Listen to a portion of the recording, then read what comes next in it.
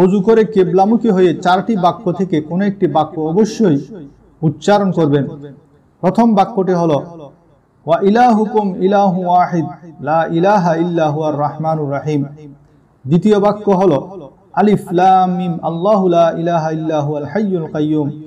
তৃতীয় বাক্য হলো আল্লাহুম্মা ইন্নী আসআলুকা বিআন্নী উশহিদুকা আন্নাকা আনতাল্লাহু লা ইলাহা ইল্লা আনতাল আহাদুস সামাদুল্লাযী লাম ইয়ালিদ ওয়া লাম ইউলাদ ওয়া লাম ইয়াকুল লাহু কুফুয়ান আহাদ।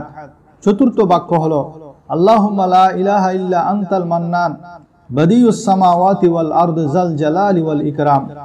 এই চারটি বাক্য থেকে কোন একটি বাক্য যদি উচ্চারণ করেন, নবী করিম সাল্লাল্লাহু আলাইহি ওয়াসাল্লাম ইরশাদ করেন আল্লাহ কখনো আপনার দোয়া ফিরিয়ে দিবেন না। এগুলো হলো ইসমে আজম। এই ইসমে আজমের পর আপনি যা চাইবেন আল্লাহ তাই দিবেন। যে দোয়াই করবেন আল্লাহ সেই দোয়া কবুল করবেন।